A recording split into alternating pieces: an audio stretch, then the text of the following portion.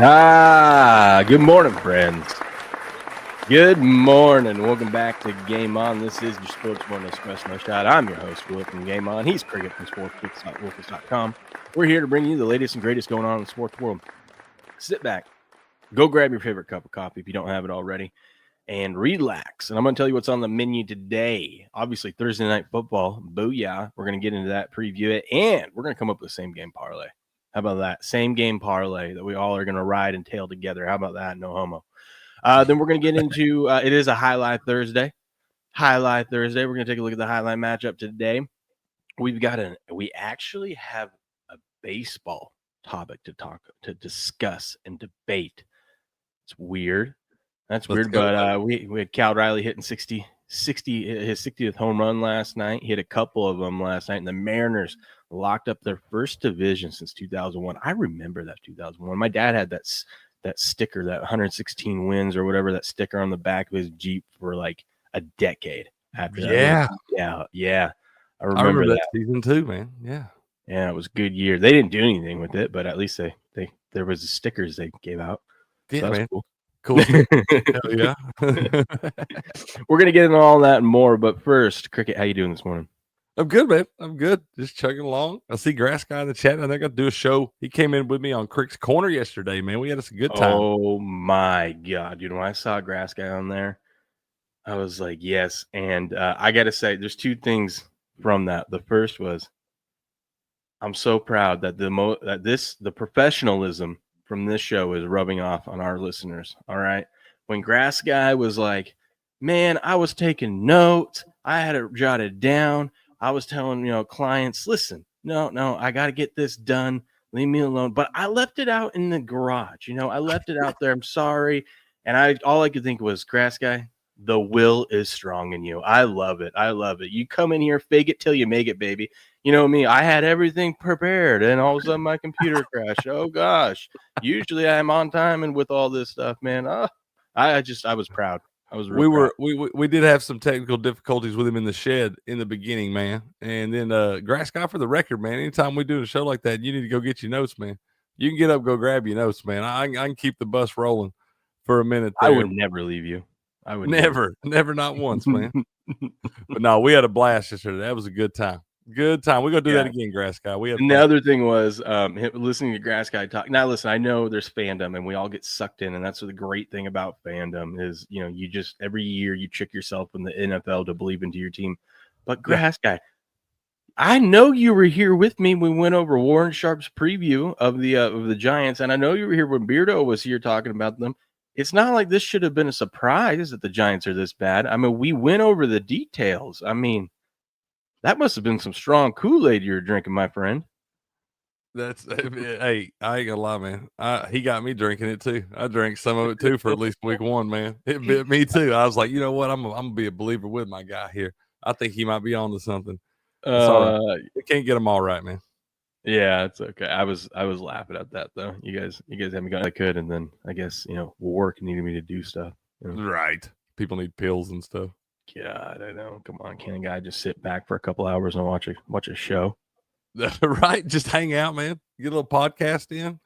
That's what SD hopped in when he was in there, and she said 2 peas in a podcast, man. Yeah, I saw that one. That was right before I was heading out. I saw that one. Speaking of Grass Guy, he's here. Good morning. Good morning, 360 Attic. Good morning, Mont. How we doing, buddy? How we doing? Man. Mont says it. What? Felt so bad. Yeah, I guess he felt bad because Grass Guy needed his notes and stuff, man. Oh, he wouldn't get them. Yeah, man. Don't ever be afraid, man. You got to know. What up, David? How you doing, man? Good morning to you too, sir. Man, you ain't never got to be afraid of that. Just hop up, go grab them notes, man. We'll make it work. You tell. I mean, we are real professional around these parts, but very professional. Very professional. All right. First thing, we're gonna start things off right. I gotta tell you guys about something. Tell us about it, man. I'm gonna tell you about something. If you haven't already, make sure you download the Rumble app. How about that? Go download the Rumble app. Look at this. Look at this right now. They got us up. Oh gosh, look at those handsome devils up there right now. Check this out. We are live up on Rumble right now on the top spot. Look at that. The Rumble app is free, simple to use, and the best way to stay connected to the content you want. Once you've got it, search for my channel, that's Game On Show, and hit follow, and also look for Sports Picks with Crick on there too.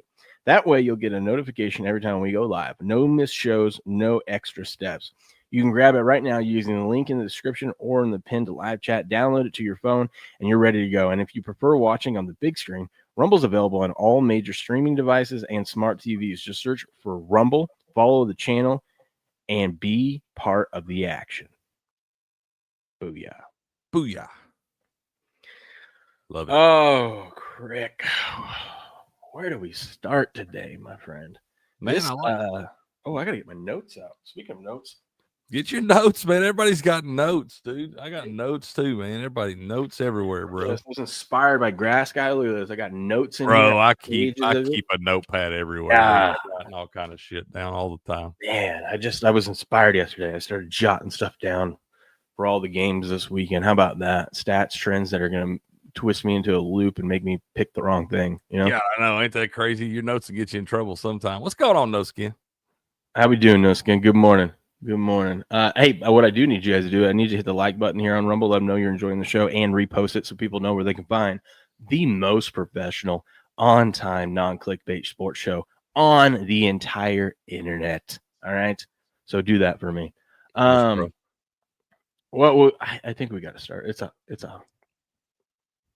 a highlight Thursday.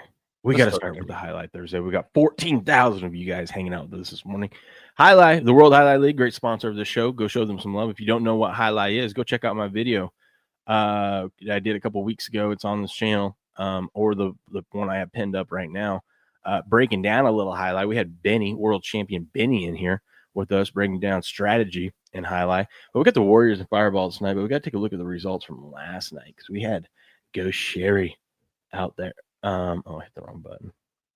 Go Sherry out there yesterday. It looks like the Chargers took down the defending champs, handing the Renegades their first loss of the season. Maybe that little 5-1 bet on the Chargers isn't too bad. Oh man, there's not bad at all. There's Each B Day, ain't it? Yeah. Each B Day and Bradley started off, got the win in 2 sets. Arda defeated Ben. I think that was a little bit of an upset. But of course, Go Sherry, the best highlight player in the world, he gets it done. Our guy Jedden and Bradley get it done. I was on them. I had them against CRB and Flores. And then an upset happened. Each B Day and Ubia get revenge over Go Sherry and Ben. Ben not having a good day yesterday, it looks like. He did. I bet he was fired up too. Oh, yeah. I bet he was. I bet he's fired up this morning. We got faith in you, Ben. You'll be all right, man. I'll tell you what. You want to make sure you go bet on Ben the next time they play. Absolutely. What up, J Main? How we doing? I agree. Yeah, and then Crick Benny won yesterday, 2 days ago. The streak continues. Come on the show. He had one match and he won. Absolutely, he did. He comes on the show. It's 100% locked that Benny is going to hammer it the next. Now his team got stomped 5-1, but he got the win. We said Benny would win. We didn't say the team would. That's right. And then Gonaga and Migarena defeated Zulak and Arta. I think that was an upset too. Good little stand there. But here in the World Highlight League, we do have the Warriors and Fireballs going at it tonight. The best American highlight player, Douglas, plays for the Warriors. So that's going to be good. You can bet on this, by the way, over on DraftKings. You go over here, you scroll down to A to Z Sports right underneath hockey, which is about to start up here soon. We got the World Highlight League here in a few hours. I think by 12 p.m. Eastern, they will have the match odds up. They used to have them up the night before. I got confirmation that right now they're going to go forward doing it this way, I guess. So we won't have the odds up, but I am going to try to put out my bets to you guys when I can. But the Renegades, look at the Warriors yesterday. You could have got them at Chargers yesterday. You couldn't get them at 5-1. And after they defeated the Renegades, and they're now plus 275 to win the whole thing. Bro, man, the Devils have plummeted. We're probably going to have to leave that alone. Yeah, they're 0-3. Man, long way to go. Long way to go, but that's okay. Speaking of Douglas, that's Benny's brother, man. That is Benny's brother. There are a lot of brothers in this. They be living in the same house and everything, man. Yeah, with a couple of the guys on there. But Right. Well, the first match, we got Gallo and Manny taking on Lalu and Ikeda. I gotta go with Lalu and Ikeda on that one. That's gonna be good, but I'm guessing Lalu and Ikeda are gonna be favored. Probably looking at 2-0 there. I think Lalu is like the heir to the throne for Goshieri. Oh, I know. Working way up, second season. I think dude's a stud, bro. Yeah. Good morning, Miss Leslie. Good morning, Miss Leslie. Good morning, Blue, and supporting all y'all, man. Alex and Urrutia. Yeah, Alex got heart, man. I can never go against Alex. I don't know why, but Alex. Yeah, that dude's wiry, bro. Yeah, give me Alex in that one. Correa, once again, it comes down to the odds, but this is where I'm leaning right now until we see what the odds are. But Correa and Julian going up against Joseph and Ikeda. Our guy Joseph getting in on the action there. Dude, I like Joseph. I'm glad to see him. So he's on a squad now, right? It looks like it. It looks like man, he's played a few in a row. I think he's on a squad now. I hope he is, dude. That dude's earned a spot, man. I'm telling you, he gets out there and gives 110 every time. That being said, I'll take Correa and Julian on that one. I can't bet against Correa and Julian either. Yeah. And then Douglas and Manny. This squad's played together for years, it feels like, since we've been covering it. Going up against Lalu and Arats. That one is the match to look out for. That's going to be a good one. Gosh, that's tough. I lean towards Douglas and Manny because Lalu and Arats so far haven't looked as sharp as they did last season. So I think it's going to take them a few weeks into the season to hit their stride. Maybe it's today they hit it, but I lean towards Douglas and Manny in that one. That'll be a fun match to watch, man. That's the one. If you want to learn some highlight and see some good highlight, watch that match tonight, man. Match 4. And you can watch it over on ESPN3, Fubo TV, or their YouTube channel, which is the link to it is in the description of this stream. Gallo and Cabrera going at it. That's going to be a fun one. I really don't have I have a side there. I'd have to take a look at the odds for that one. Let's see. What is that? That's Division 5. Yeah, I'd have to see odds on that one. Look at the record. And then Alex and Douglas versus Urrutia and Arats. Man, another good matchup. That's a Division 1 matchup. Edge towards Alex and Douglas, I would imagine, are favored, but they haven't played much together yet. So we gotta wait and see on that one. And just so y'all know, just like Douglas is Benny's brother, Arats is Goshieri's brother, and Goshieri is, like we told y'all, the greatest highlight player on the planet. Oh gosh, when those guys were on the same team, unstoppable, man. Yeah, dude, that probably won't happen again. I feel like that Arats is coming up in the world too, and I don't believe they're going to let that happen again. I believe those guys are probably going to be around the same division, so they're going to have to be split up from here on out, which is fun. It's fun to watch them play against each other too. Oh, good morning, Corrida Pro. Yeah, how man. You doing? K-Pro. K-Pro. That's right. K-Pro. That's right. But yeah, that's World Highlight League tonight, 5 p.m. Eastern. Warriors, Fireballs, be there. If you need a little appetizer before the big Thursday Night Football match, you got to go check out the World Highlight League, ESPN3, Fubo TV, or their YouTube channel, which is linked in the description of the stream. Go check them out. All right, Greg. Where would you like to start, my friend? Man, you tell me. I'm just here for the party, sir. It's your world. I'm just living in it. Oh, I want to show you this. Did you cover this back? Former NHL player threw a guy in a pond on a golf course this summer. The chat told me about this a little bit, but I never did get to see it. Show me this thing, man. It's pretty funny. So this guy and his buddy are here's the background story. The reason why I'm bringing it up is because I keep meaning to get a sound clip out of this, and this is going to remind me to do it today. But there's a sound clip that I love out of this. But bottom line is these two guys, they're pretty wasted. The one guy that gets thrown in the pond is really wasted, but they're up at the tee box and they're taking forever to tee off. And you've got this former NHL player and whatnot that are yelling at him, saying, "Dude, either move out of the way and let us play, or hit the damn ball." And this guy decides to talk trash to a former NHL player, and it doesn't go well for him. Pick a better spot, bro. Yeah. Don't know what you're doing. You're not scaring anybody. You're just making yourself. First of all, he comes out an NHL player. So this is the guy over here looking at it. That's the drunk guy that's just acting a fool, and he's going at the NHL player. Yeah. Okay, bad. Yeah, pick a better spot, bro. Hey, man. Come on, man. Here's Sprint. Come on, man. Come on, man. His friend is so useless in this. He's the smart one though, because he stays out of it. He just stands there and is recording it. The dude that's getting thrown in the lake, this is his buddy that's videotaping it. Okay. Hey.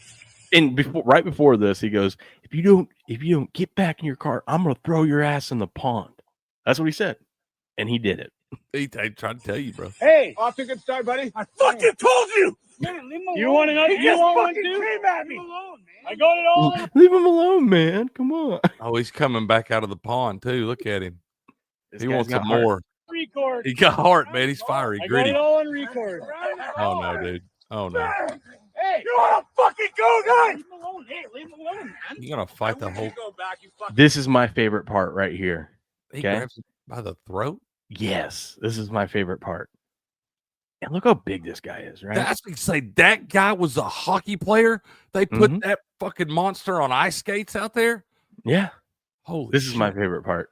Hey, bang! Come on, man. Bang, bang, It's bang. bang. That's the sound clip I want to clip out. Not only is he punching him, he's saying bang, bang, bang. That's us. We bet on Josh Allen as a double-digit dog or double-digit favorite. Excuse me. That's us right there, getting bang, bang. Right in the side Oh my goodness, dude! golly. One more time. We do not condone violence, by the way, on the show. But We condone violence for people that are dumbass. If you're dumb, you better be tough. If you deserve it, you deserve it. grab This some guy by the deserved throat. Yeah, look how clear he is. Bang! Come on, man. Bang! Come on, man. What is this? I mean, hell, it's your buddy's fault, man. Just hit the ball, get out the way, let him play through or something, you know? I've only played one round of golf in my life, but I've learned a little etiquette so far, and I think you just let the man play through. Don't make him angry. Yeah. Yeah. It doesn't work out for this guy. All right. They eventually get in their cart and go off, but his buddy in the background, or not his buddy, the hockey player's buddy, he's like, "You fucking dumbass. Like, listen. Fucking moron.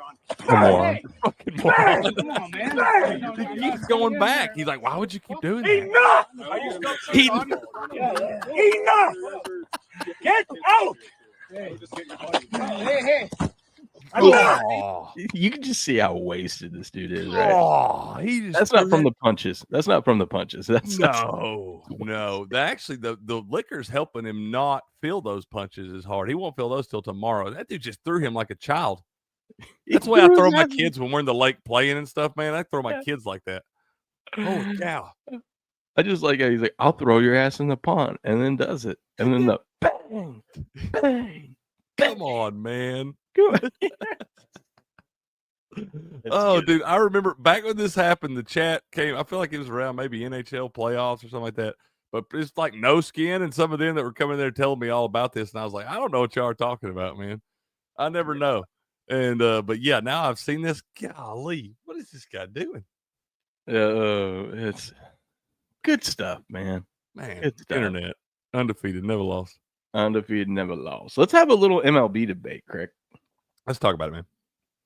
Okay, so last night,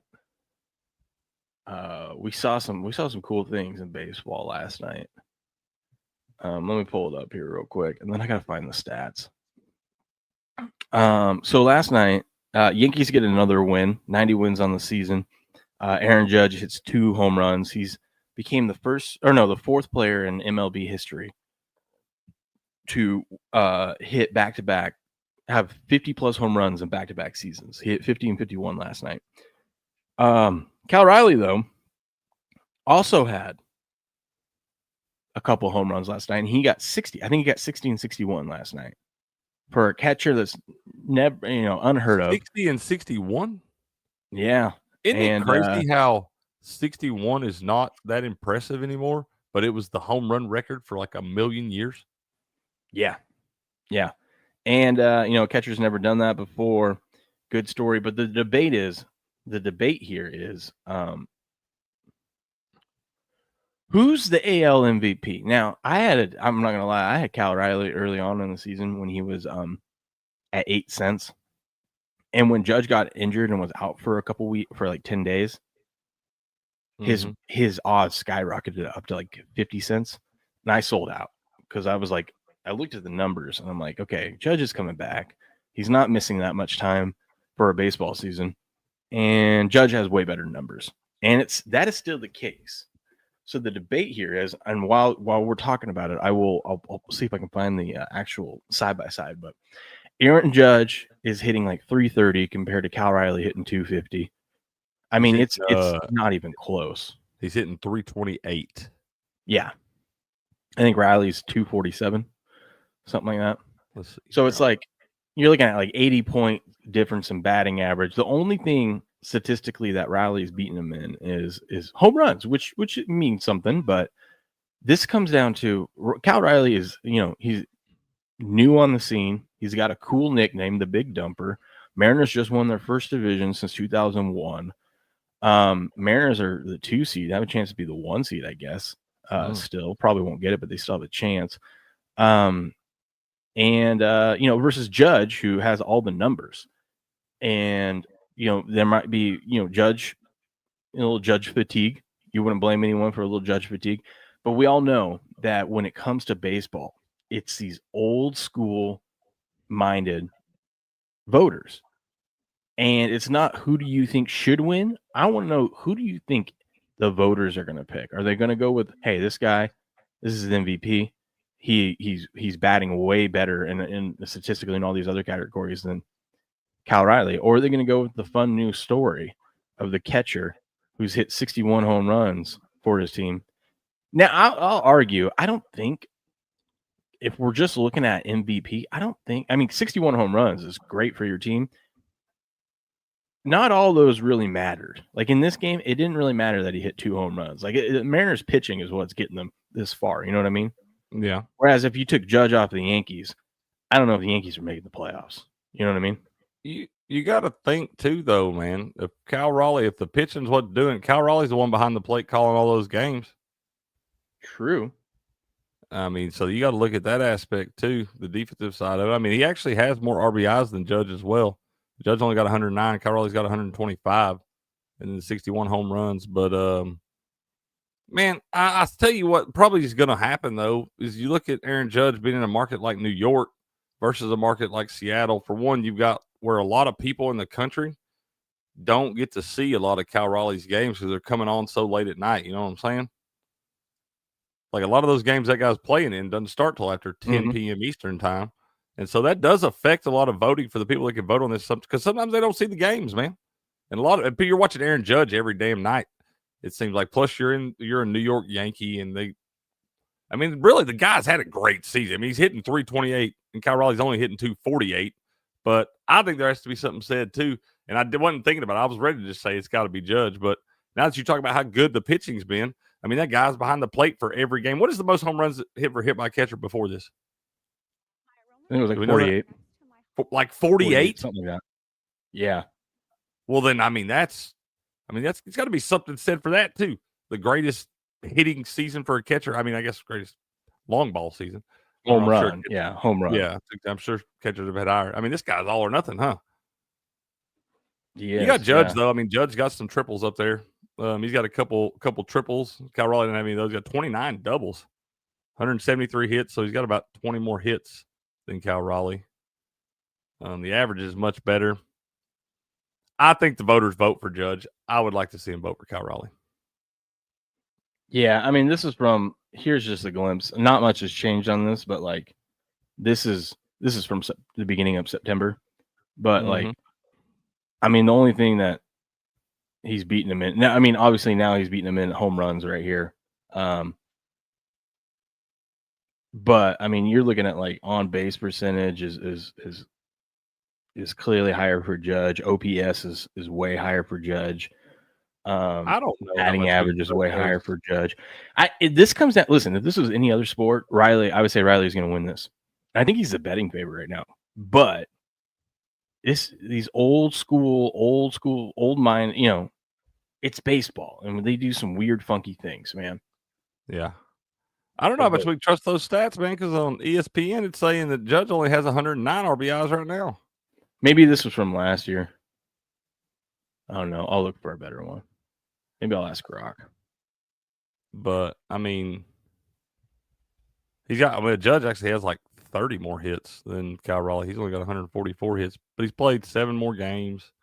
And I think something got to be said for that too, man. For a catcher that goes out there and plays 155 games, it's a lot harder to go out there and catch 155 games than it is to go out there and stand in the outfield for 148 games. It really is. It is. It is. I just don't know if they're gonna look at it that way. You know, I think it has a lot to do with really the East Coast market and the fact that a lot of people voting on it do get to see it. A lot of those people are based in the Eastern time zone and shit. And I just don't think they get to see as many Colorado games as they get to see Aaron Judge.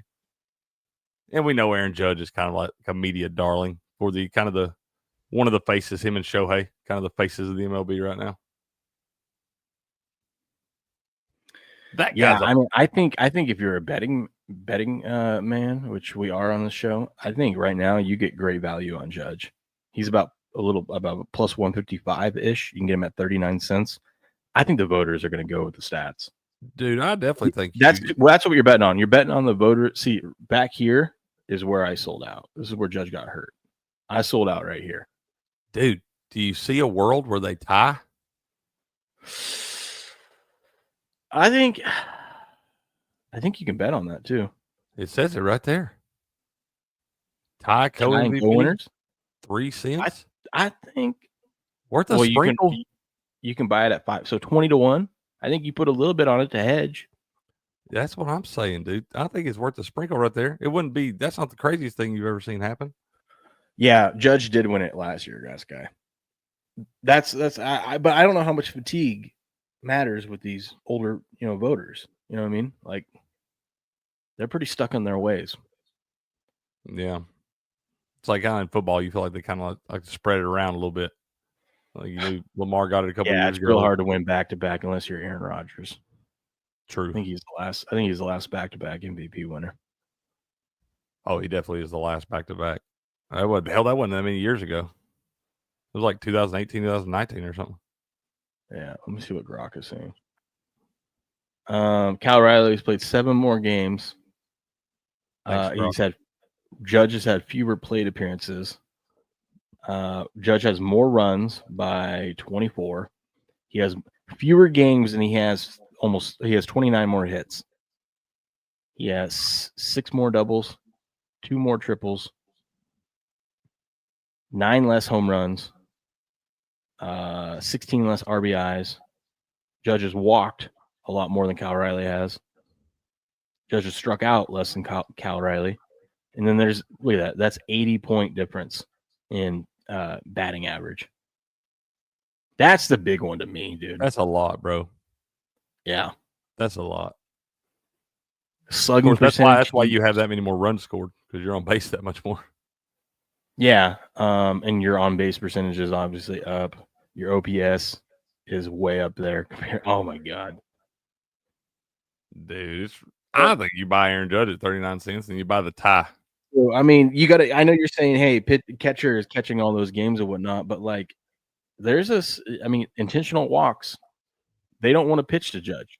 They'll pitch to Riley, not Judge. You know what I mean? Like, right. Again, that's what I'm saying. There's got to be something said for that too. If you're in the playoffs and you're in game 7, that guy comes to play and you got first base open. Well, you probably ain't pitching either one of them first base open, but either way, I know what I'm saying. You're much more likely to pitch around Aaron Judge than you are Cal Raleigh, I feel like. Yeah. Yeah. And you'd be smart. You'd be smart at that. The numbers say it right there. Yeah. I think if it was bases loaded and you're down 2 or you're up 2 runs, I think you would walk Judge, but you would pitch to Riley in that spot. You would walk Judge and give up the 1 run and say, screw it, we're going. Well, it depends on who the Yankees have up next. Yeah, that's another thing too. Judge has a lot more protection around him in that lineup than Cal Raleigh does. But I think if you take Judge off the Yankees, they're not a playoff team. I think the Mariners pitching and whatnot, if Riley was off the team, I think they're still in there.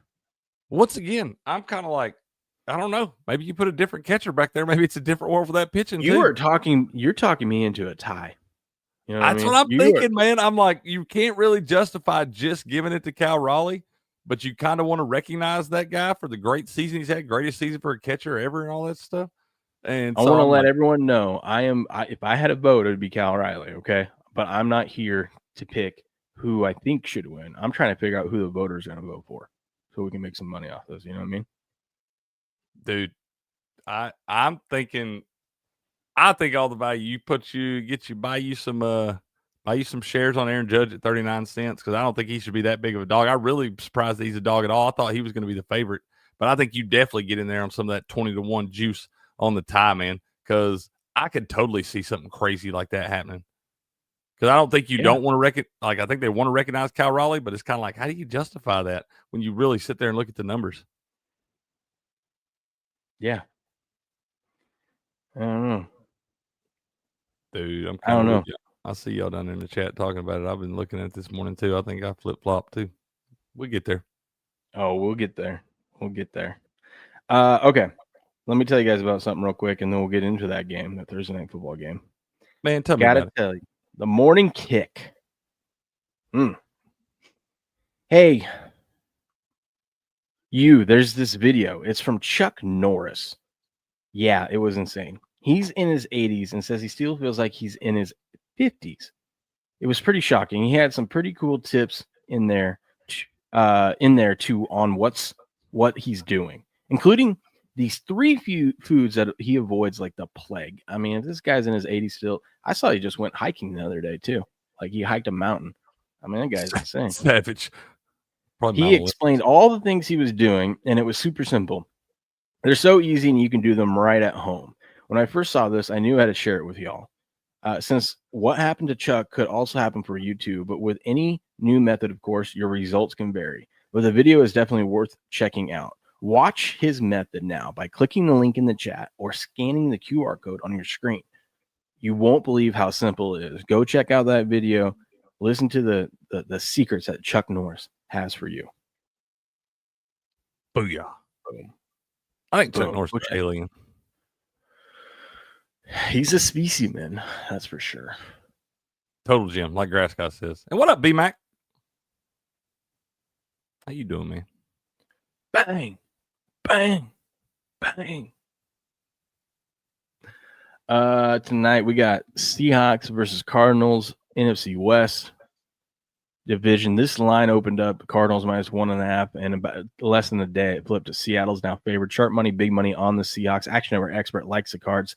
77% of the bets, 92% of the money is on the Seahawks. I have a take on this game. All right. I have a take on this game. And I got a bunch of stats that will tell you why you should take the Seahawks. Okay.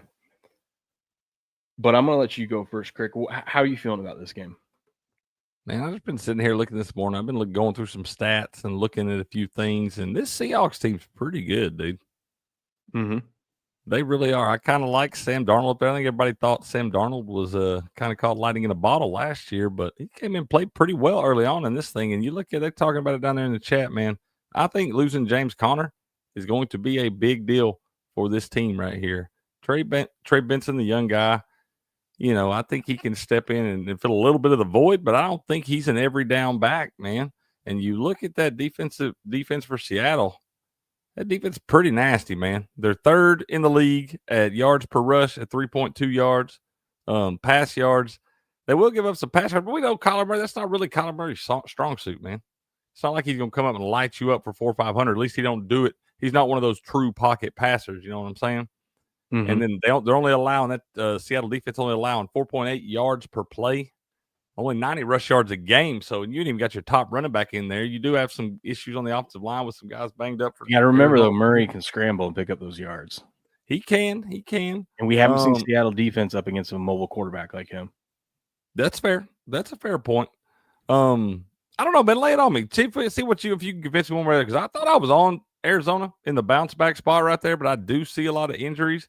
And Kyler Murray was really, really bummed about James Conner. He said it's everything, man. Losing James Conner is everything. And I don't really want to hear my starting quarterback saying stuff like that. That doesn't like exude confidence to me, you know. A lot of times you'll hear him say, you know, it's next man up mentality. We hate to lose a guy like that, leader in the locker room, but next man up. That man wasn't saying that. He's like, it's everything, bro. Oh, no. But maybe that just shows they got a good team bond, you know? I understand that, but at the same time, when you lose a guy like that, that may really, really affect that. And you may kind of see this team go on a little slide here.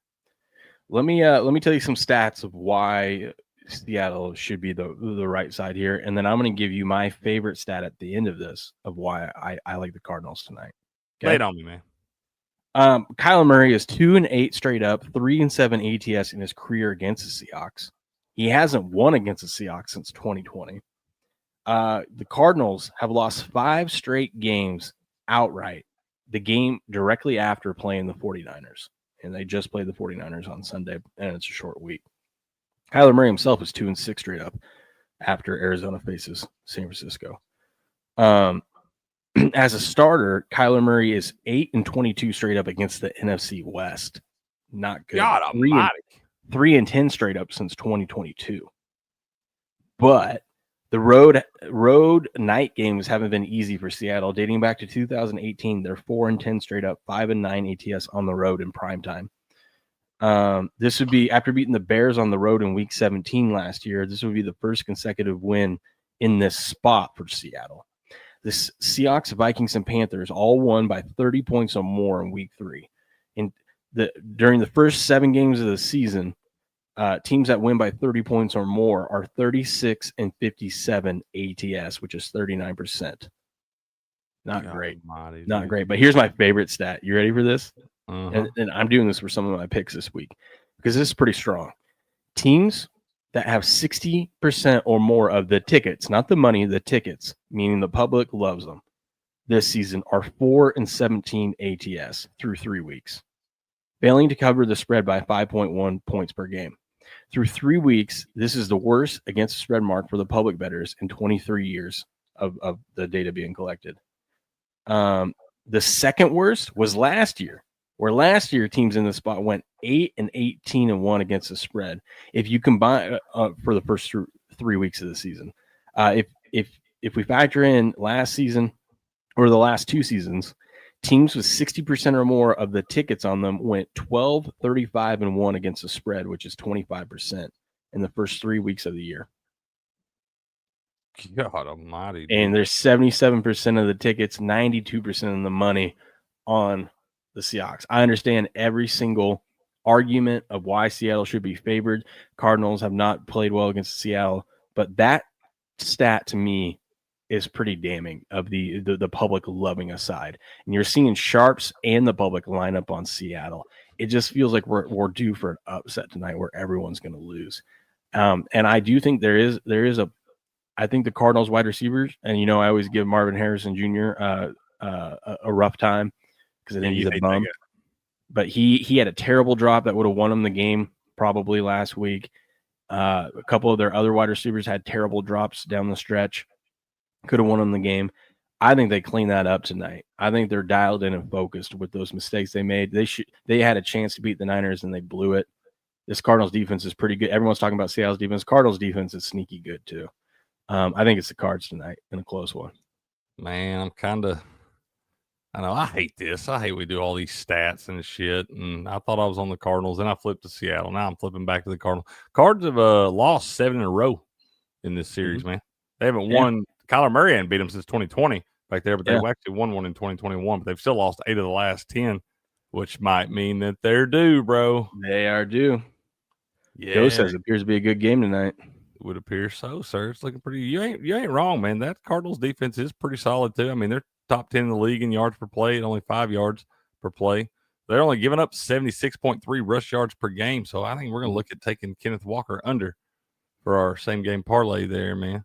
Mm-hmm. I think I'm with you, man. It's just that stat, man. You go back and look, and the public is doing terrible when everyone's piling on. And look, like I said this too. What up, Buku? If you would have just faded the top 5 picks each week in the Circa Millions contest, you'd be 13-2 on the season. That's gross. Yeah. Gross. Absolutely gross. Holy moly donut shop. That's what I'm saying. Man, I'll tell you, what could be the difference in this game tonight? Seattle's solid on special teams, dude. They're averaging 26 yards per punt return And 31. Okay, but a lot of that was from last week. Yeah, that dude did have a 95-yarder, didn't he? Yeah, I mean, it's early in the season. They played against a terrible Saints team. But they're averaging 31.6 yards per kickoff return. Yeah, but that's also they went up against the Saints last week and then the Steelers the week before, which the Steelers, as we're finding out, their defensive special teams is not good right now. Not the Steelers we've known in the years past, you know? Yeah, they got to clean that up a little bit. All right, so let's build a little same game parlay. What are you thinking? Well, I like Kenneth Walker's under rushing yards. Okay, let's go rushing yards. We'll go Kenneth Walker under 53.5. Under. I like this is gonna be gross. I told you I don't usually do this. Oh man, dude, I like Jackson Smith and Jigma, but 85.5. That's high. I like Marvin Harrison Jr. over his yards. I think he's gonna get a couple big catches. This for you, B-Mac. Trey McBride anytime touchdown. That I had that one on there too. I had that one on there too. Let's go. I like that guy. I do too. I think he's a savage, man. I really do. He's going to be the greatest tight end ever, and he's going to have like 4 career touchdowns. Right now, we have Walker under, Harrison over his receiving yards, and Trey McBride touchdown gets you about 8-1. 8-1 on this. And then I was thinking, let's take a look at Kupp. Cooper Kupp. 3.5. Do we go over on Cooper Kupp receptions? No. Oh. No. We just leave it alone. I think we leave that bum alone. 3.5 though, dude. I'm done with Cooper Kupp. Done. For forever. What'd you say on Marvin Harrison? 46.5 receiving yards. Ooh, so let's just go 50 plus. Plus 102 right there. Yeah. Let's see here. And then what are we thinking on the total for the game? 43.5? Probably under, right? Probably, but I don't know, man. This game is so funky that I think I just want to stay with props, you know? No, I'm with you. That's in my no man's land for totals. What about, so if we think, okay, do we look at Kyler Murray's rushing yards over since James Conner's 28.5? Doesn't have his main running back. That's what I'm saying. I think I kind of like that, man. I think we look at maybe Kyler Murray's over rushing yards, maybe Trey Benson's over receiving yards. Think he's going to catch the ball? I don't think they're going to have much of a choice, man. It's going to be hard to run to the middle of that thing, and they're going to have to do some stuff to try to, slow down that pass rush, maybe run some screens and stuff. He is 22.5. Who is Trey Benson for receiving yards? Yeah. Right now, if we just leave it as is with adding the Kyler Murray to it, we're at 14-1. Try to check something real quick. I want to see if he caught anything last week because he played most of that game. James Conner went out pretty early in that game last week, didn't he? His first half, I'm pretty sure. Yeah, I don't remember exactly. What if we go Trey Benson under 3.5 catches? I don't think they're going to dump it off that many times. Yeah. I think we're going to see a lot of McBride and a couple shots downfield to Harrison Jr. Who is their other receiver? Do they have another young receiver? Yeah, they have, what's his name? Let me pull him up.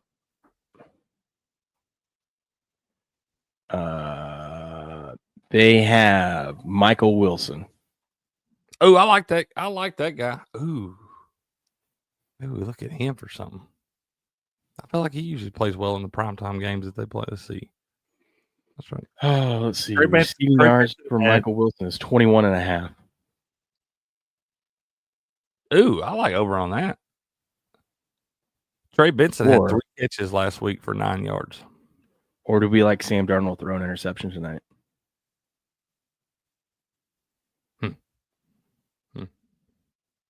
What do you think? On the road? On the road, prime time, Sam Darnold, seeing ghosts. Has he thrown one the last couple weeks? Doesn't he have some weird stats like that in prime time where he's... Yeah. Doesn't he? Yeah. Yeah, man. Sam Darnold, pick. All right. Maybe 2 plus. This will be our 5 later.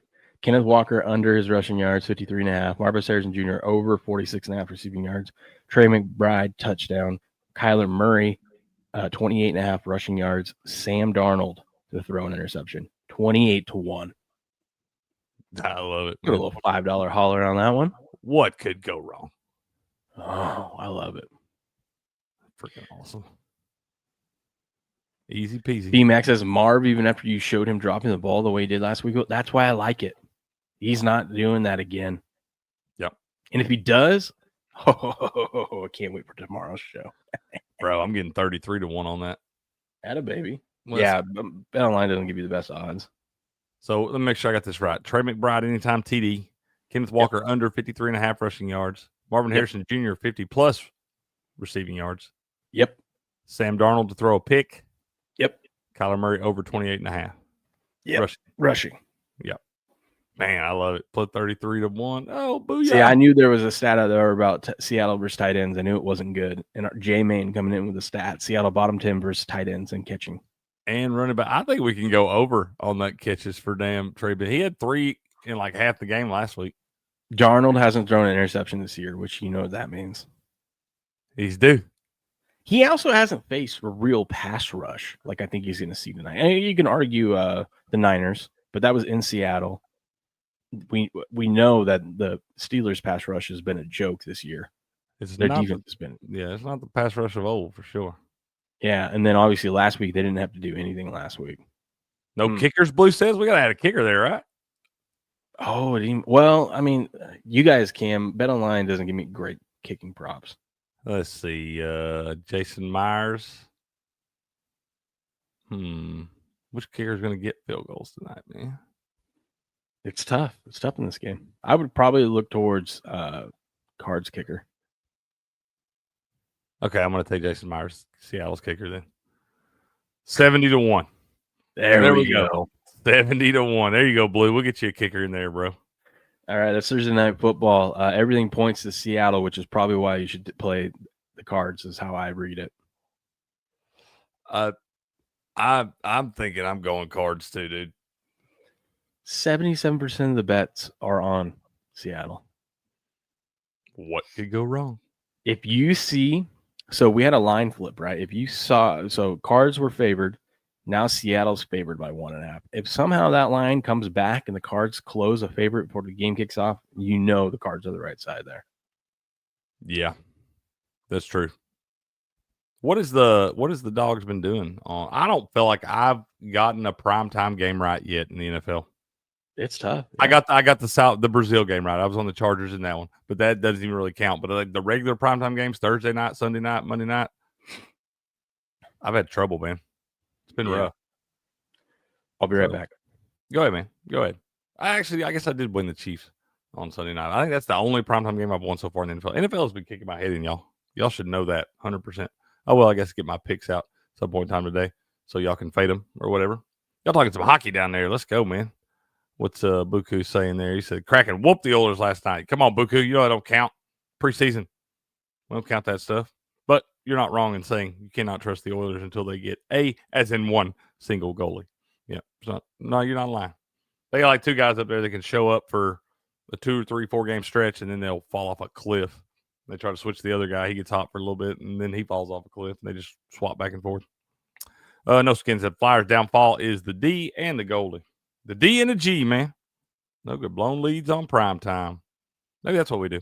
Maybe we just look for the team that damn goes down early in this one, and you get on Cauchy, and you wind up hammering them at like 20 cents or something. Have to see there, man. But yeah, man, 70-1 on that little parlay. I don't know what else we're going to talk about today, man. I'm sure we got some other stuff going on. Maybe we'll talk some college football or something. I forgot Mitchell Marner went to Vegas. That might make that might help that team quite a bit, man. I like that kid. Panthers are still the team to beat, no doubt. Champs till they ain't, man. Champs till they ain't in that thing. Who you like for longest reception, Blue? There's a new face. Dorkness Rising. What's going on, Dorkness? How you doing, man? Cardinals defense will win, he says. There we go. History says the game goes overnight, says Jamie. Okay. Oh, 27-25 type game. Okay. J-Man always coming in here spitting knowledge, man. He does. Yeah, I heard you saying, what do we can talk a little college football, but let's stick with the NFL right now because there's some other interesting lines this week. Yeah, let's talk about it. I need to look at those, man. I feel pretty good about this week for the pick'ems. The spreads, iffy. Who do I have selected? Let me see. Oh, let's talk survivors too. Yeah. I want to focus on first spread survivor because I got one entry left. Okay. Oh, they aren't up yet.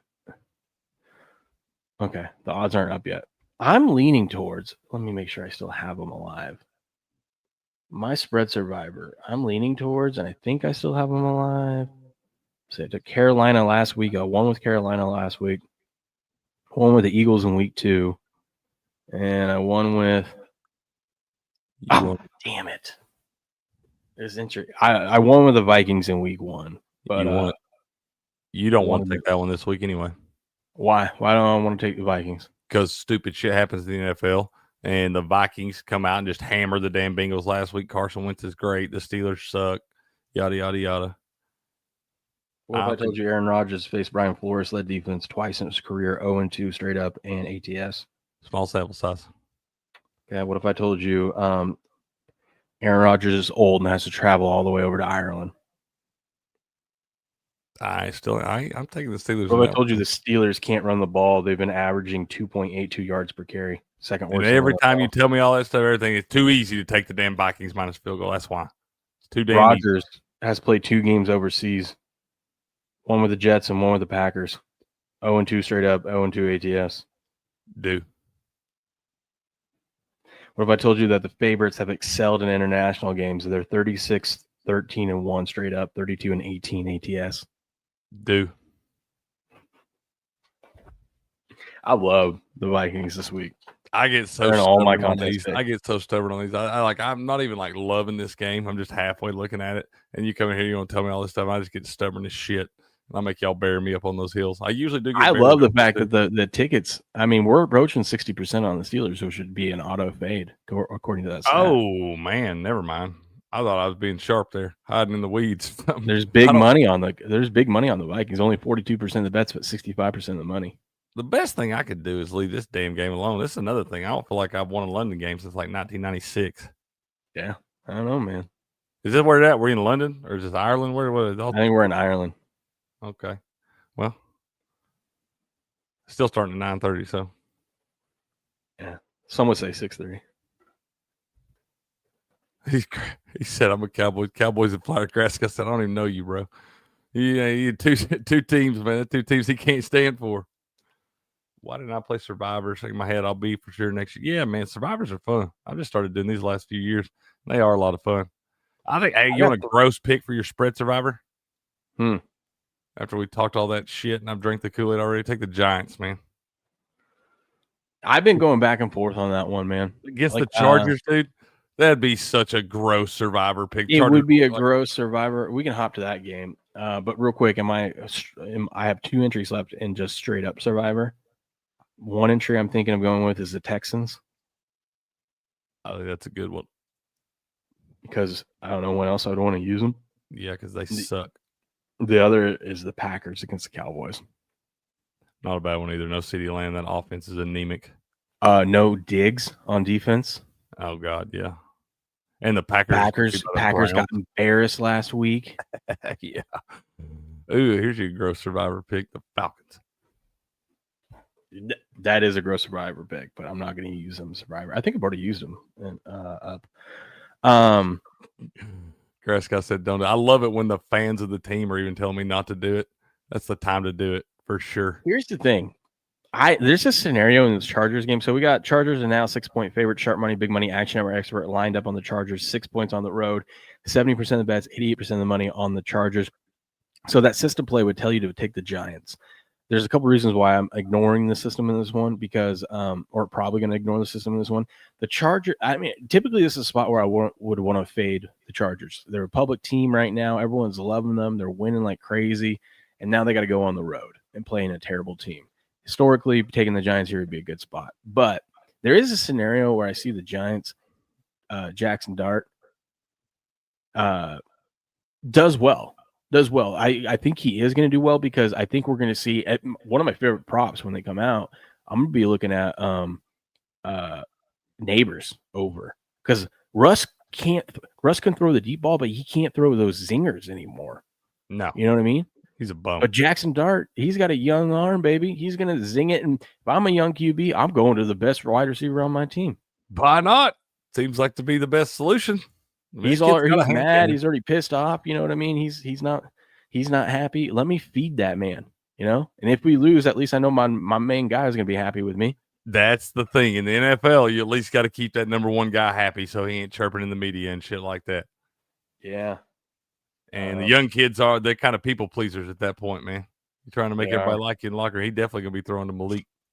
Let me read you some stats. Go ahead. That's so gross. I just think that's so gross, man. And seeing all that money on the Charger and everything, that feels way too easy. There's no reason the Chargers shouldn't win that game by 2 damn touchdowns. There's 2 reasons. There's 2 people why I think the Chargers are going to win and cover this. Jim Harbaugh and Justin Herbert. God, Herbert's playing good. Yes. I've been looking at him for MVP. I was like wondering what his MVP odds are. 18 cents on Kalshi. Dude, that's probably not a bad bet. Josh Allen's the favorite at like 31 cents.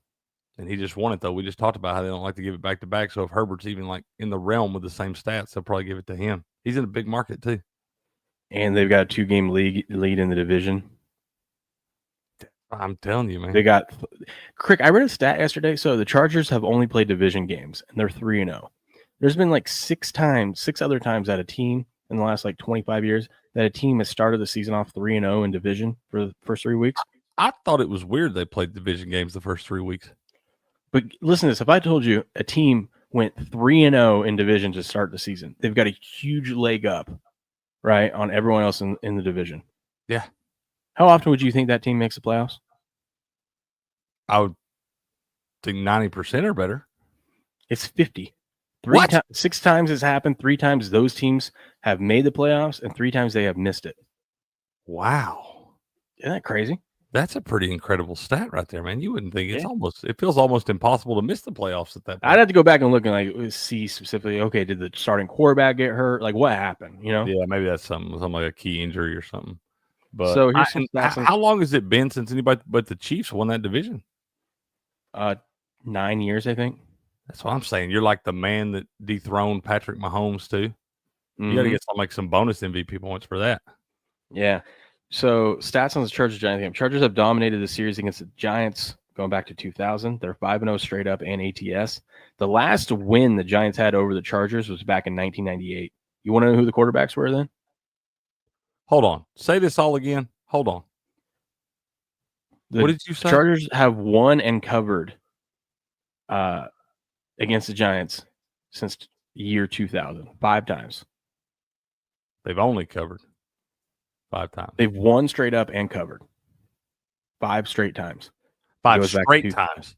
Yeah. Okay. I guess they don't play a whole lot, huh? So this century, the Giants haven't beaten the Chargers. The last time the Giants beat the Chargers was 1998. You want to know who the quarterbacks were then? Shit. They're both media guys. One of them's got to be shit. Go ahead, tell me. Danny Cannell and Ryan Leaf. Ryan Leaf. We love that. We freaking love that. He likes you. Yeah. He tweets back at you on Twitter. He does. He's a fan of the show. I've seen it. Yeah. That's crazy. Been a minute. Remember those crazy stats of like rookie quarterbacks starting in September and it doesn't work well for them? Yeah. Yeah. Well, over the last 5 seasons, QBs making their first start 14-35 straight up. That's 28%. Jim Harbaugh has faced 4 rookie QBs since he took the Chargers job. Chargers are 4-0 straight up in ATS. Don't bet the Giants. Don't do it. As a matter of fact, Jim Harbaugh's 14-6-2 against the spread in September. If you add October into it, Jim Harbaugh is 28-10-2 against the spread in September and October in the NFL. Best spread survivor this week, Chargers -6. Lock it in. Herbert, you would be like, hey, how does Herbert play away from home? Well, he actually plays way better away from home.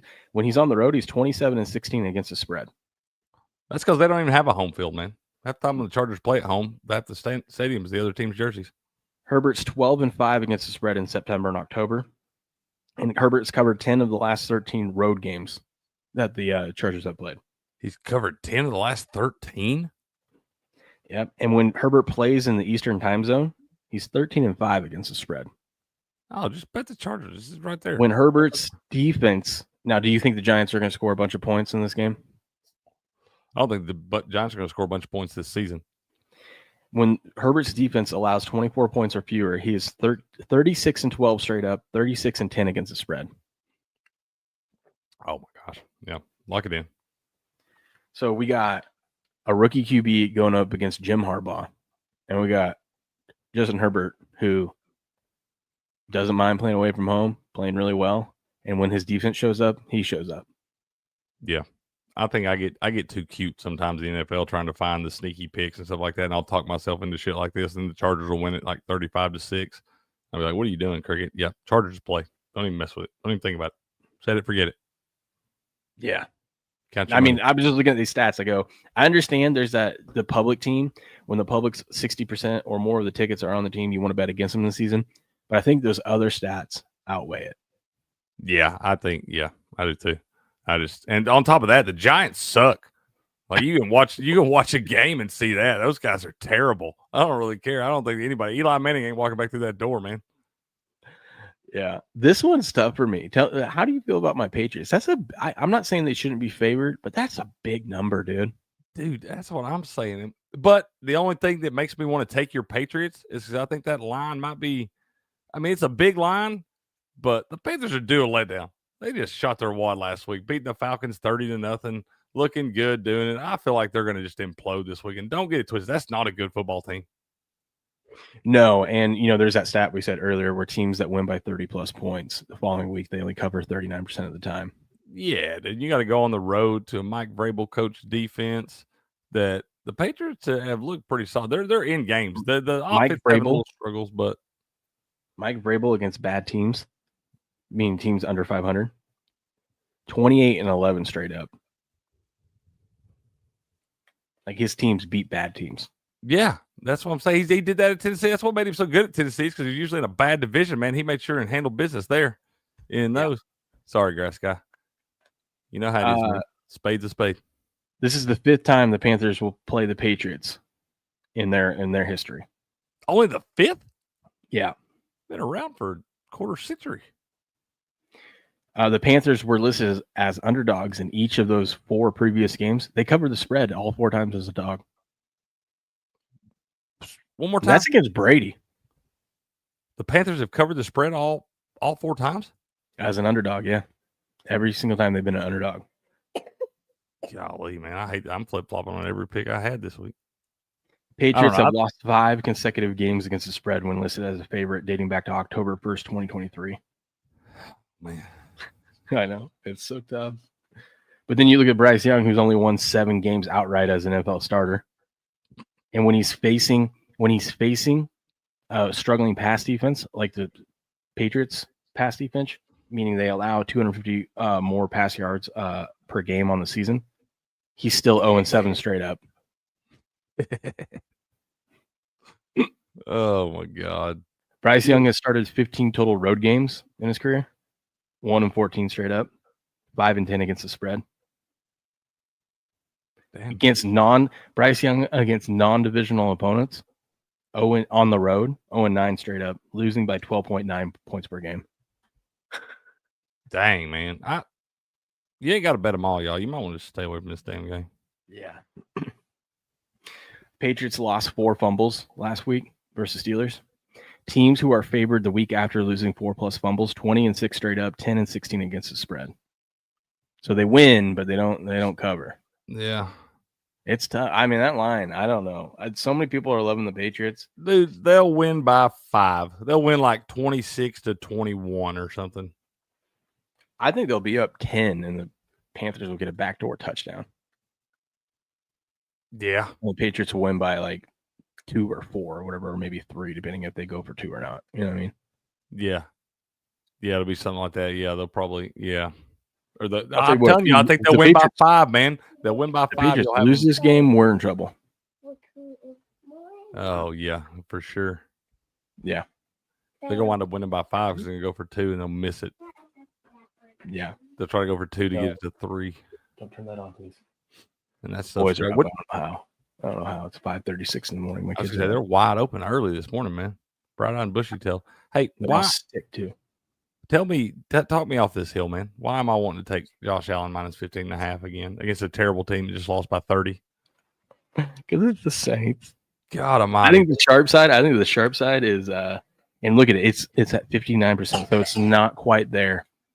It's not quite there for the system play. That's what's keeping me off of it, of baiting the Bills. But I think if you want to be real sharp, you take the points with the Saints. You just hope the Bills score on their opening drive, and after that, they just go to their run game, which has been really good. You got to remember, these guys are pros too. I know it's the Saints. I know they're not that damn good, but they're pros too. They got embarrassed last week. You got back-to-back travel spots, but this ain't as bad a travel. Think of that travel. So you're down in New Orleans. You got to travel all the way up to the Pacific Northwest. Then you got to come all the way back home. Then you got to drive fly all the way up to. God, if they drove, man, I definitely bet the Bills if they were driving. Definitely.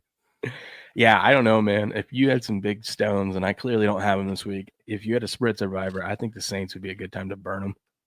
Josh Allen's 0-9 at home as a double-digit favorite against the spread. He's 0-9 against the spread now. He wins the games, but I feel like this is just like that Dolphins game where they're going to be up by like 17, and the damn Saints will get a trash touchdowns against the second or third string, and they'll win by 10. Oh, yeah. The Saints will luck into a score. You know that. They'll luck into it. It'd be some crazy shit, like a blocked punt or something stupid. I don't think the Bills are going to be punting in this game. It'll be something crazy, dude. It's going to wind up being. They'll be kicking a field goal. But we saw how many blocked field goals we had last week. James Cook gets the Derrick Henrys and starts fumbling. Oh man, I don't know, man. It's gross. I feel like the line's actually gone down a point. It was at 16.5. It's gone down to 15.5. Let's see what I got on that game. What do you There's a couple. I mean, the line has gone up. So that was at 8.5. Now it's going up to 10. I think you definitely take the lines this week. Over the last 5 seasons, Josh Allen and the Buffalo Bills have been double-digit favorites in 20 games. They're 8, 10, and 2 ATS. But as a favorite of more than one possession, meaning minus 8.5 or higher, Josh Allen is 27-2 straight up in his career. Wait. What? How is that possible with that other stat? Just straight up like winning. The other stat was against. Oh, okay. Just straight up. Okay. Gotcha. Yeah. Josh Allen's closed as a 10-point favorite 18 times in his career. 6, 10, and 2 against the spread. Spencer Rattler has now made 9 career starts and has yet to win a game. Keep trying, Rat Daddy. The Bills have won the turnover battle in 25 straight games, the longest streak in NFL history. They have a bunch of crazy long. What was that other crazy stat? They had like 30-plus points in however many games and shit last year for a long time or something like that. They have all kind of crazy stats. Yeah, dude, that game is just use the Bills and Survivor if you still have them. I mean, just, that's all you need to really take away from this game. Oh, you know what? That is what I'm going to do, dude. I'm going to say the hell with it. I'm just going to take the Bills as my Survivor. I'm going to think about it. I was thinking about saving the Bills for next week because they host they play the Patriots. I don't remember if it's home or away, but either way, they're going to destroy the Patriots. But they're going to destroy the Saints more. And remember, the Bills coming off extra rest. They had a little mini bye because they played Thursday Night Football last week. What is that stat? Oh, I don't know. I'm just saying. Yeah, it's probably good. Would you want to fade Josh Allen after coming off extra rest? No. I don't. Maybe against the spread, but yeah, that's what I'm saying. That's just a big number for an NFL game, man. I know, dude. What do you think about my Bucks? Oh, we're gonna get to that one. That one, I have a hot take in that one. But let me tell you about Dr. Gundry real quick. Tell me about Dr. Gundry, man. Don't eat breakfast until you learn about caloric bypass. Your breakfast is setting you up for the entire day to either gain weight or lose it. The term breakfast literally means break your fast that you started the night before. About 4 hours after you eat dinner, your body switches from nutrients we get from food to stored glycogen we have in our bodies. Once glycogen stores are depleted, typically after 8 to 12 hours of fasting, the body shifts to burning fat for energy. Fatty acids are released from the fat stores where they are converted into ketone bodies through a process called ketogenesis. Then, when you eat breakfast in the morning, the body starts the cycle again. This is where the caloric bypass comes into play. Dr. Gundry, a heart surgeon in California, learns that if you break your nightly fast with something called MCTs or medium chain triglycerides, you can actually keep burning fat throughout the day and use it for energy. But there are specific types of foods that contain these MCTs. Using his breakfast breakthrough, he was able to lose 70 pounds just through diet, and he did this in his 60s. Scan the QR code or click the link in the chat to watch Dr. Gundry's eye-opening presentation. It could change the way you think about fruit forever. That sounds like a good deal. Heard in that. his 60s. In his 60s, man. Heard that. Let's go. In his 60s. Gundry. Shout out. Well, shout out Dr. Gundry. Good on him. How about you tell people how you feel about your Bucks? I'm going to get these kids situated, and then I'll come in and lay the stats on you. My hot take. Where are they at? Where are the Bucks? There they are. Oh, baby. Oh, baby. Oh. Man, I think we're banged up. I think we're playing kind of on borrowed time at this point. I really do. We got a lot of injuries on the offensive line. I'm telling you, man, we've been kind of hanging on by the hair of our chinny chin chin. I think only the fourth team ever to be trailing going into the last minute of the game wound up coming away with the victory. That's the first 3 weeks of the season there. Baker we trust, man. Baker's an absolute dog. He's out there doing the damn thing. But now you got Mike Evans out for 3 or 4 weeks with a hammy. Chris Godwin's still not quite back yet. Egbuka's playing great. The rookie out of Ohio State. Love that guy, man. He is the future number one option in our offense. Love Bucky Irving, too, the young running back. He is getting the bulk of the running back stuff, which we knew was going to happen. You know, they've been kind of easing him along last year. So, but Tampa Bay is really banged up on both sides of the trenches, man. You had Kalijah Cansey go down a couple weeks ago for the season. So you're kind of patchworking that over there. And the offensive line is the biggest problem. Tristan Wirfs hasn't been able to get healthy yet. Godicke is on IR now. We just got a lot of injuries, dude. And I don't think a team like the Eagles, who are pretty healthy right now, who are still the champs till they ain't. I think Tampa Bay getting 3.5 at home right there. They're trying to beg you to take the Bucks and make you feel good about it. I think we're in trouble in this one, dude. I really do. You got two teams here that like I want to fade. Not long term, but just like they're in a fade. Like the Eagles, I keep the more the Eagles win, the less impressed I am with them. I don't like their offense, even though they came out. They've had one good half, this season offensively, and that was they came out and did it. Hats off to Jalen Hurts for like, hey, we have 33 total yards. We can't run the ball. We're going to start throwing it, and they went out and did it. So that was impressive. Saquon hasn't shown up yet. Maybe this is a game. I don't know, but like I don't know what's going on with Saquon. Meanwhile, the Bucks, how many times can you put yourself down in the fourth quarter and come back and win? You know what I mean? Dude, there was some crazy stat where like after the second week when they did it and came back, there was like 5 other teams had done it since the merger. Yeah. And like the other 4 teams had missed the playoffs. Yeah. And then the Bucks, you're right, they are banged up. The Bucks, I'm not going to read through all the stats. We looked at it yesterday, but when Mike Evans isn't playing, the Buccaneers offense statistically goes down in every single category. Now, you can make the argument that now that they got Ibuka there, maybe that's going to be different. And with Chris Godwin coming back, maybe things will be okay. And I have not been impressed with this Eagles defense. I mean, on paper, and when I say not impressed with them, I hold the Eagles to a higher standard. They're defending Super Bowl champs, and on paper, they have one of the best rosters in the league. So I would expect them to look a little bit more like the Eagles that we saw at the second half of the season, right? And they're not playing that level. Both these teams I don't want to take. The fact that staying over on 3.5 makes me lean towards the Eagles. But if there's ever, this would be so fitting for this game. If there's ever a game that's going to tie this season in the NFL, I think it's this game. Whoa. I think we could get a tie. Whoa. So you're definitely looking at the halftime tie. Oh, yeah. is a Patriot special right here, man. I don't hate that at all, dude. I don't know. I just don't trust. It would be so fitting that both these teams who are just like, how the hell do you keep winning?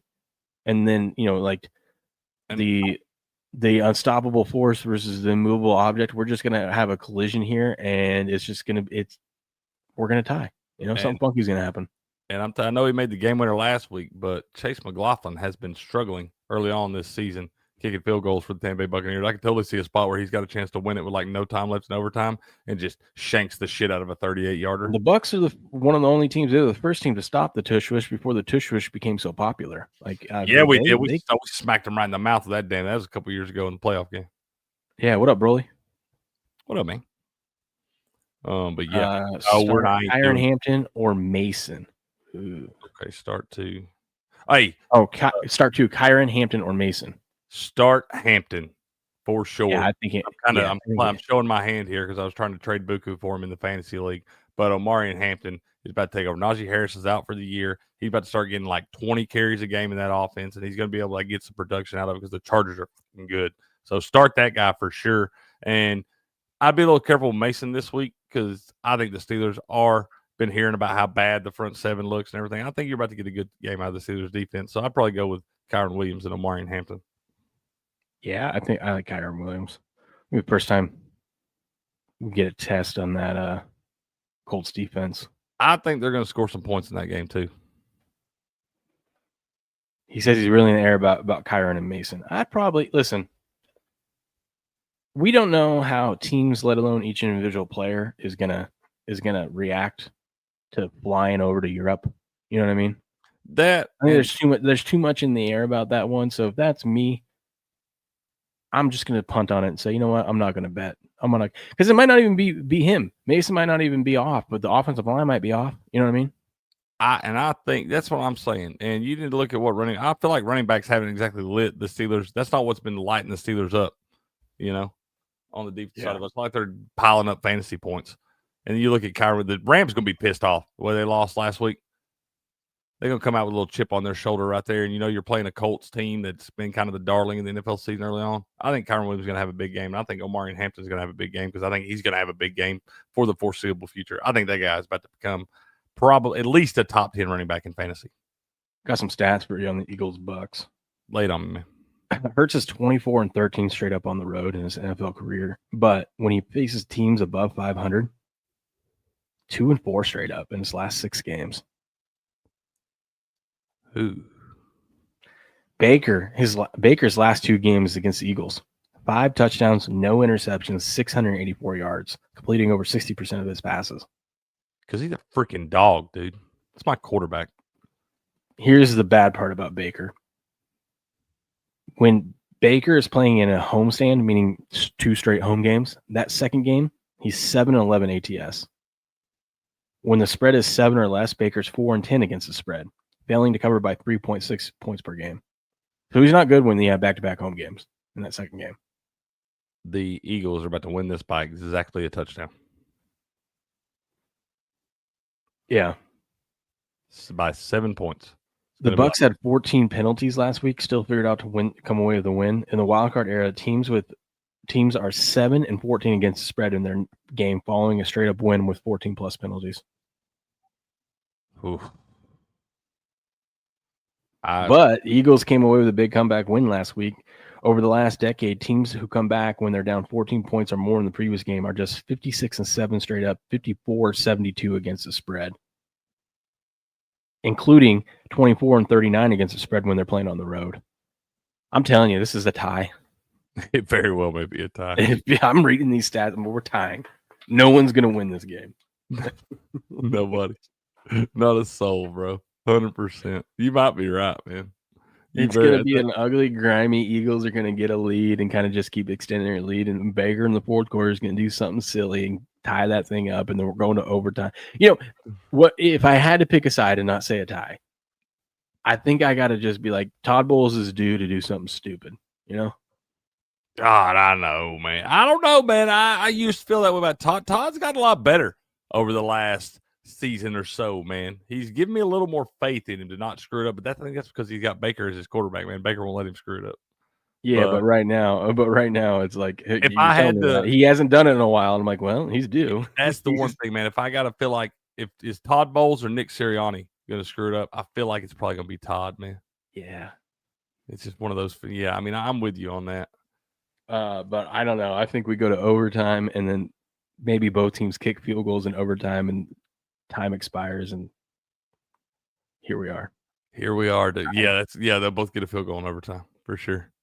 Yeah, and the Eagles will do one of their long drives with that second possession, and then they'll like run out of time because they mismanage the clock, and then they go to kick the game-winning field goal, miss it, we tie the game. Yeah, Jake Elliott had a terrible record of like 50-plus yard field goals last year. Yeah, probably right, man. It's a tie. Lock it in. Or what would be poetic would be if their kick got blocked this week after last week's blocked kick. We got one blocked last week too. Yeah. Hell, that's how they took the lead on us late. That's how it's going to end in overtime. Scratch it. We're going to go to overtime. Bucks are going to drive down to kick the game to go ahead lead, and now everyone gets a possession, but it's going to get blocked, not returned. And then the Eagles are going to go kick the game winner, and it's going to get blocked, and we're going to end tied. Can you bet 2 blocked field goals in overtime? God, and own the casino after it hits. That'd be so cool, dude. Uh-oh. Buka's got a counter offer down there on counter trade offer. I love trades in fantasy football, dude. Sit Jamar Chase, start Keenan Allen or Ibuka, or stick with Chase. I don't know how you could ever sit Jamar Chase. Because as soon as you do, he'll score 40 damn points. Monday Night Football at altitude. It's, the lights come on, the stars come out, man. If he wasn't playing on Monday Night Football, I'd say, yeah, he had such a stinker of a game last week. God, that's tough. Because Broncos defense at home should be pretty solid. Keenan Allen is like an ageless wonder, bro. Love that guy. I'm just nervous because we're getting to the point of the season. It's about Keenan Allen rest season. We're real close, like week 6 or 7. He's usually going to sit down for about a month. Oh, I was going to say, like that hamstring or ACL goes again. Like Mike. Yep. You play for 3 or 4 weeks and the old hammies get a little tight, man. You got to go sit down for a month. Keenan Allen's got that coming. Y'all just mark my words. That's all right. You might want to be. Quentin Johnston's finally having a good season. He learned. He figured out that he has 2 hands. Yes, had 2 hands. Yeah. How about that, man? Holy moly, donut shop! I put a lot of stock in that guy last 2 years. And he was a freaking bum, and I was not buying back in this year. I was on like the Kyle Pitts train with that guy. Like, no, absolutely not. You're not getting me again. And this guy's just torching folks. Yeah, he's like, oh, if I don't just have stiff hands, I have a little softer hands, I can catch the football. Just nice and easy peasy. Yeah. God. I don't know, dude. It's tough because you got Ibuka who has been tearing it up, but I don't know what it's going to look like without Mike out there, and we don't know what Godwin's going to look like. So that's tough, dude.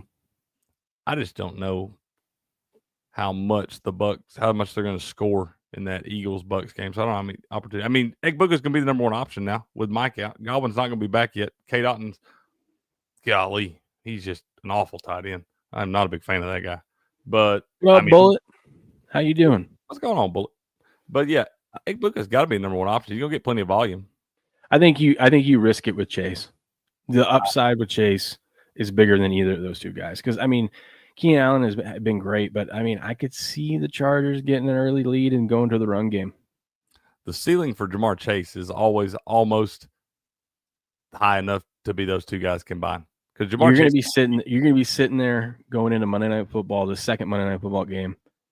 You're going to be down 25 in your fantasy contest, and all you have is Jamar Chase left, and he's going to get you 40. And look at what Jamar Chase has done in primetime, man. Just look and see what those games are. You don't pay a man $40 million a year to not show up in primetime. That's what I'm saying. I love betting the big dogs in the night games. It's like everybody's watching altitude, which means they can Browning can get the ball out there a little further. You know what I mean? He better get out there further than he did last week. That's what I'm just saying. Is the Vikings you can't overthrow Jamar Chase even in altitude. No, you should never be able to do that anyway. Mm-hmm. Is the Vikings defense for real, or is that just kind of like an overreaction from last week? I think it's for real. I mean, Brian Flores has shown, he's proven. I mean, until it falls off a cliff, I think we got to trust it. They're the number 1 defense in fantasy right now. Well, that's last week. They got a bajillion points. So, I mean, 33 or something like that. I don't think it's that good, but I mean, these guys are buying into his scheme. He says, no, that doesn't really change it for me. He's non-PPR. He says, so start Kyron and Hampton and stick with Chase. That's what I would roll with, man. Because I don't think you're going to get a lot of your points from Williams and Hampton on, like, little catches out of the backfield anyway. I think they're both going to wind up having a couple tutties, and they're going to get plenty of volume in the run game because they're both the top dog. And Hampton's going to start getting like 20, 25 carries. I don't even know who their backup running back is now. Yeah, because Najee's out. That's true. It's going to be interesting. So, and Harbaugh loves running the football, dude. Sure does.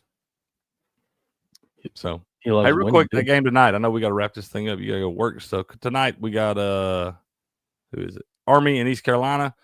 I'd be careful, man. That line's gone down like 1.5. It's down to Army +4 now. It was 5.5 the other day. It may even open at 6.5, but it's gone down pretty good bit. And I think Buku said he likes the over in that one tonight, over 52.5.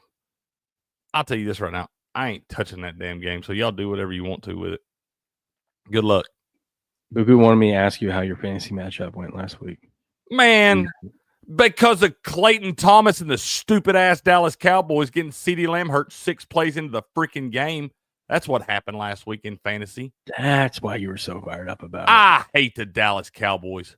Bunch of freaking bums. They deserve whatever they get. So you're betting the house on the Packers this weekend? Everything. I'm going to get a second mortgage. Had a baby. Had a baby. We don't quit. All right, ladies and gentlemen, this has been fun. We'll be back tomorrow to recap this game. We got Highlight Friday tomorrow. It's going to be fun. Thanks for hanging out with us. Crick, you going to be live this afternoon? I am, sir. 3 p.m. Eastern time over on the Sports Picks channel. Had a baby. We'll be live tomorrow morning right on this channel, 4:30 a.m. Pacific Standard Time. But until then, good luck, good gambling, and game on.